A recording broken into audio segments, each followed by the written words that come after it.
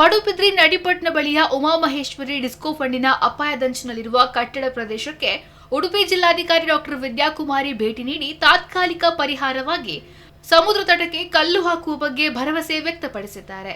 ಕೆಲವು ದಿನಗಳಿಂದ ಕಡಲ್ಕೊರೆತ ತೀವ್ರಗೊಂಡಿದ್ದರೂ ಈ ಸಮಸ್ಯೆಯನ್ನ ಗಂಭೀರವಾಗಿ ಪರಿಗಣಿಸಿದ ಹಿನ್ನೆಲೆಯಲ್ಲಿ ಸಮಸ್ಯೆ ಉಲ್ಬಣಗೊಂಡಿದೆ. ಸ್ಥಳೀಯರು ಶಾಶ್ವತ ಪರಿಹಾರಕ್ಕಾಗಿ ಜಿಲ್ಲಾಧಿಕಾರಿಯವರನ್ನ ಒತ್ತಾಯಿಸಿದ್ದಾರೆ.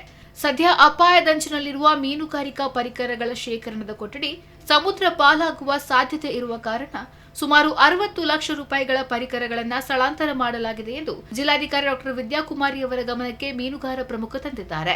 ತಾತ್ಕಾಲಿಕವಾಗಿ ಬಂಡೆ ಹಾಕುವ ಕಾರ್ಯ ಇದೀಗ ಪ್ರಾರಂಭಿಸಲಾಗುವುದು. ಅದು ಈ ಕಡಲ ಅಬ್ಬರದ ಮಧ್ಯೆ ಎಷ್ಟು ಪರಿಣಾಮಕಾರಿ ಎಂಬುದು ತಿಳಿಯದು. ಈ ಪ್ರದೇಶಕ್ಕೆ ಯಾರು ಬಾರದಂತೆ ಎಚ್ಚರ ವಹಿಸುವಂತೆ ಸೂಚಿಸಿದ್ದಾರೆ.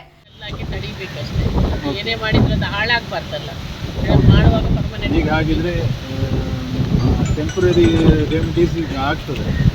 ಖಂಡಿತ ಈಗ ಮಣ್ಣು ಕಲ್ಲು ಹಾಕ್ತಾ ಇದ್ದಾರೆ, ತರಿಸ್ತಾ ಇದ್ದಾರೆ. ಟೆಂಪರರಿ ಈಗ ಹಾಕಿ ನಿಲ್ಲಿಸ್ತೇವೆ.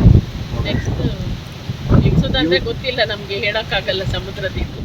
ಜಿಲ್ಲಾಧಿಕಾರಿ ಅವರೊಂದಿಗೆ ಜಿಲ್ಲಾ ಪಂಚಾಯಿತಿ ಸಿಇಒ ಪ್ರತೀಕ್ ಬಾಯಾಲ್, ಕಾಪು ತಹಶೀಲ್ದಾರ್ ಡಾಕ್ಟರ್ ಪ್ರತಿಭಾ, ಮೀನುಗಾರಿಕಾ ಇಲಾಖೆಯ ಸಹಾಯಕ ಕಾರ್ಯಪಾಲಕ ಇಂಜಿನಿಯರ್ ಶೋಭಾ ಹಾಗೂ ಸ್ಥಳೀಯ ಮೀನುಗಾರ ಪ್ರಮುಖರು ಉಪಸ್ಥಿತರಿದ್ದರು. ನಮ್ಮ TV the pulse of coastal Karnataka.